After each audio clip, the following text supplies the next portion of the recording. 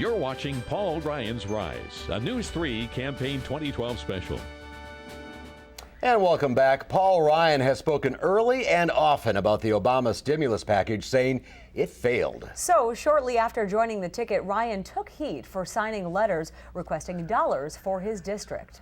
And that's not the only time that he's asked for help. In 2009, GM Janesville closed for good, but not before Ryan voted to bail out the automaker and lobbied the company to stay open with an incentive package.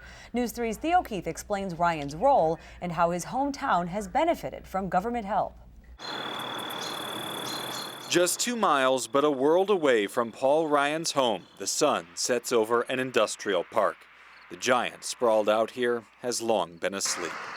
For years, the General Motors plant made Chevys. It paid mortgages and got kids through college, too. What's the Power Rangers about today? As GM went, so did Janesville, and so it did for Chris Sitter.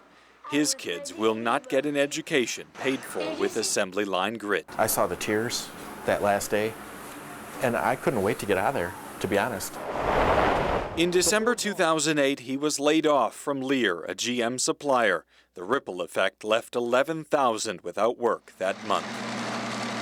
16 years of assembling front seats for SUVs meant nothing, so Sitter went back to school. Almost 3/4 to full classes of auto workers. He, like Janesville, went looking for a new identity. As Paul Ryan moved up the ranks in Washington, he was trying to prevent a crisis back home. $2.5 billion payroll. We lost $250 million of payroll in 1 year. Janesville Democrat Tim Cullen and Ryan are from different political parties, but for their city that saw GM every time it looked in the mirror, they worked together. He did a lot of things, had a lot of meetings, met with a lot of GM people, and what impressed me was he never put out a press release. He never tried to take credit for each individual act. He was just trying to win. As you can see, the effort didn't pay off. GM Janesville is in permanent standby mode, but the government has helped in other ways here in Janesville's rebirth.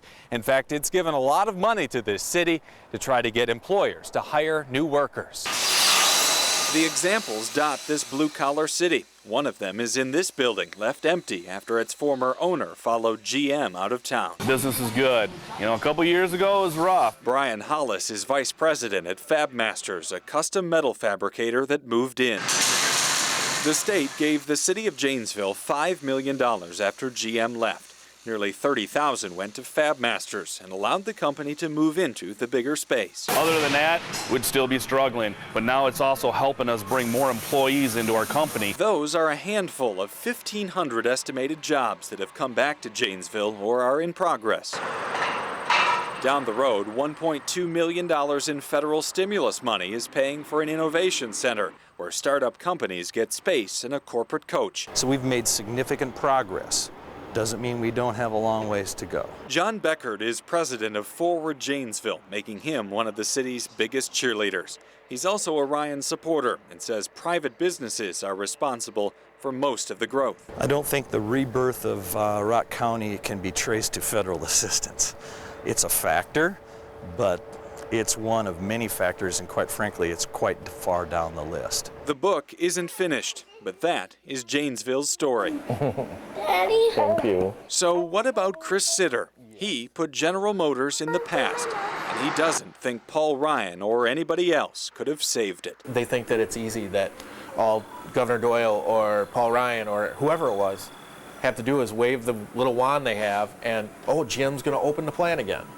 And, you know, unless you're in that situation and have dealt with it and seen all the stuff that we've gone through over the last 4 or 5 years, you're not going to really know, how much goes into it. In May, Sitter graduated from Blackhawk Technical College's Medical Lab Tech program. He's working at Mercy Hospital in Janesville and earning about what he was when he got laid off.